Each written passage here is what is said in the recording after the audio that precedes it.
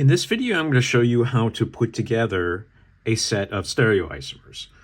We're going to focus on just two molecules, each molecule containing one stereocenter. So that's going to make them a pair of enantiomers, so that you can use your model kit to help you get through perhaps an entire set or entire family of different stereoisomers. When you have a stereocenter means you're going to have four different attachments, and typically that's going to be to carbon. So I'm starting with a carbon atom right here that has a bond, and I'm going to attach another carbon atom, and that's going to be one of our groups. Then I'm going to attach a hydrogen, a halogen, purple is iodine, but it doesn't really matter which one, and then I'm going to attach an oxygen.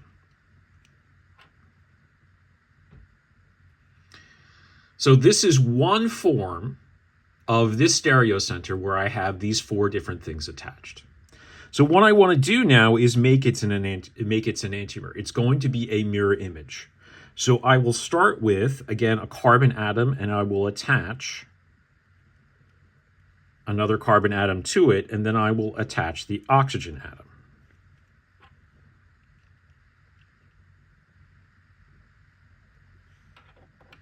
So if you look at it right now, I have the carbons, the two carbons, and oxygen in the same spot. In order to make a non-superimposable mirror image, what I'm going to do is I'm going to put the hydrogen on this molecule here,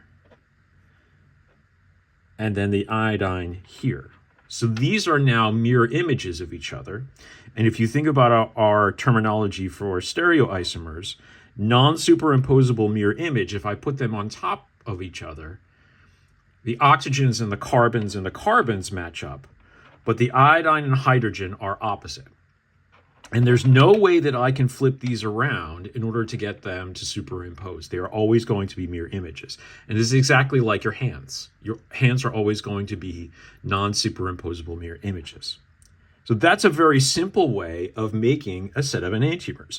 And you can use any groups that you would like in order to get this done. So a quick little video to make a pair of enantiomers.